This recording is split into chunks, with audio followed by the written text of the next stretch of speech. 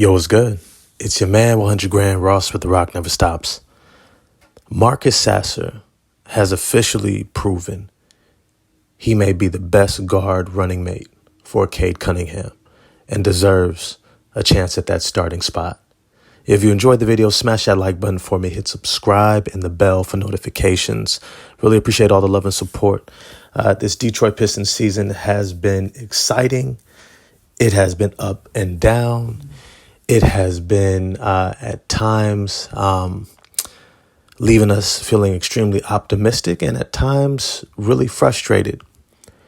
And this game against the Portland Trail Blazers was frustrating.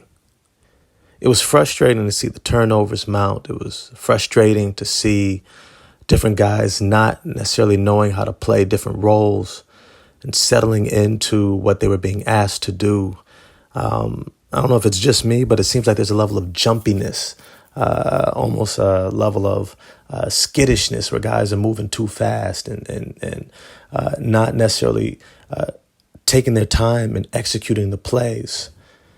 And when I watched this game, I couldn't help but see a complete shift in the outcome of the team when Marcus Sasser came into the game. Now, yes, Cade Cunningham had it going. They're doing a great job of playmaking for him, allowing him to shoot off the ball, which really got him going. We saw Marvin Bagley III do his best, against Robert Williams and DeAndre Ayton, two bigs that are definitely better than him at this point in time. But he did his best. And you saw Ausar Thompson. He just looks better and better, more and more confident, playing this role of the Swiss Army knife, doing a little bit of everything. And yet we were left with Killian Hayes on a donut, scoring 0 points at the end of the game. We saw Jaden Ivey come in the game, continuously turning the ball over, looking sped up, unsure of himself. And then we see Marcus Sasser, almost this calming presence. And it was something that I pointed out very early when I was watching Marcus Sasser. I've been following him since last year when he was coming to the draft. And he was that fringe first rounder and stayed an extra year to really refine his game that much more. And what we see is he's far more ready for the NBA than either of the other two guards that I mentioned before him. Both Killian Hayes and Jaden Ivey have been struggling mightily with their decision-making, with their ability to be consistent and reliable for this team. And playing alongside Cade Cunningham, especially if you're going to ask him to play off the ball more, you need somebody who is reliable in that guard spot next to him, not just on the defensive end to guard the other team's primary perimeter offensive player, especially at the guard position, so you can allow Ausar Thompson to guard the primary wing player, but also so that you have somebody who can consistently play make and be a threat on the court to open things up for Cade Cunningham. And what I saw from Marcus Sasser, I saw a tight handle. I saw a head that remained up on the swivel on the offensive end. He always was able to keep the big three in mind, which is attack off the dribble, shot, and pass. Those of us who've coached the game of basketball know that when you have the ball in your hands as an offensive player, you need to be able to think all three at the same time. Why? Because you never know what the defense is going to give you, and you have to be able to adjust to it. And this is something that Marcus Sasser has been showing consistently that he's been reliable to do.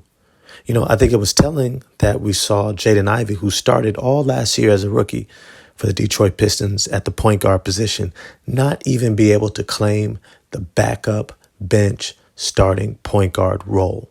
That was significant to me.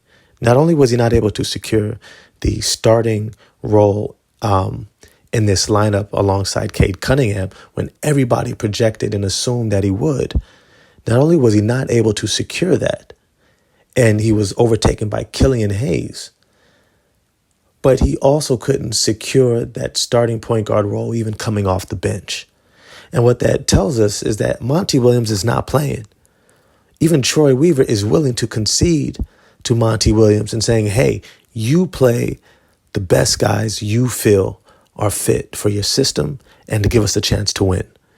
This is how they are going to figure out what they have. Remember, at the beginning of the season, before it even started, Troy Weaver stated straight up before we make any major moves, we still need to figure out what we have. And we don't know this until we see guys compete for these different positions.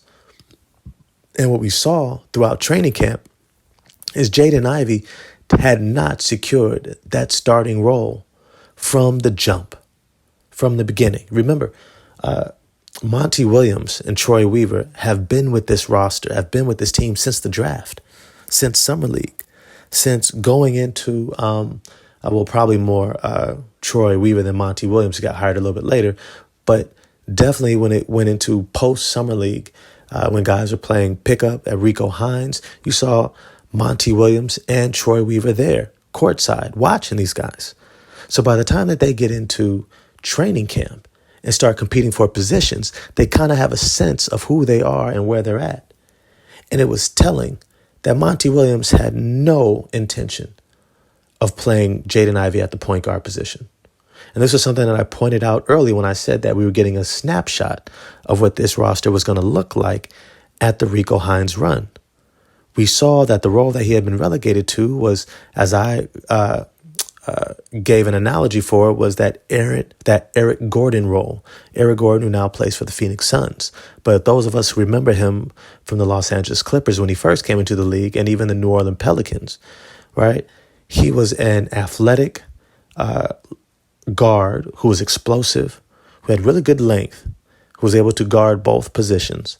He could dribble a little bit, but his main attribute was shooting and ability to get to the rim in straight line drives and getting out in transition.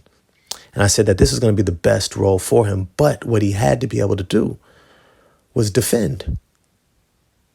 And what I had not anticipated was how bad his ability to control the ball and to make good decisions was going to look in year 2.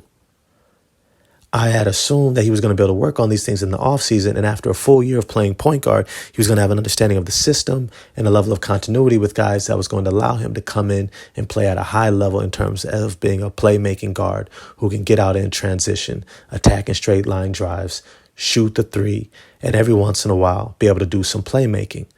Well, it looks like he's not ready. But you know who is?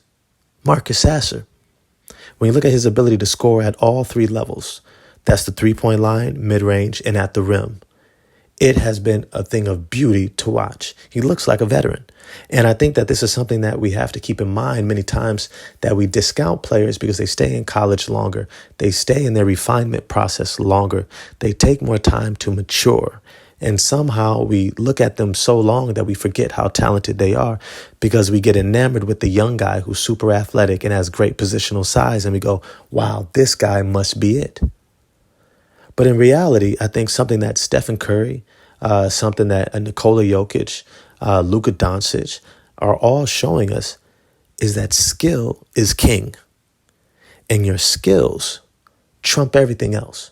How big you are, how fast you are, how long you are, how high you jump, your quickness, athleticism. If you have skill, you can be able to negate all those things that might be working against you physically, against competition. After watching this game, I think there's no doubt in my mind we're going to see Marcus Sasser in that starting lineup sooner than later, if not the very next game. Because what it looks like is Monty Williams is more than open to tinkering with these lineups. He's more than open to figuring out who fits best next to who. And I tell you one thing, when I saw Cade Cunningham, Marcus Sasser, Asar Thompson, and Isaiah Stewart all together, that defense looked incredible. The playmaking, the shooting, the offensive threat that each player was able to present, and even Marvin Bagley filling into that role that I think once they get Jalen Duren back with a Marcus Sasser, it's going to be just that much more beautiful. Now, as always, I want to know what you all think. Do you think Marcus Sasser has earned that opportunity to be in that starting lineup? Or do you think he's going to spend more time on the bench? Do you think he's better than Jaden Ivey like I do?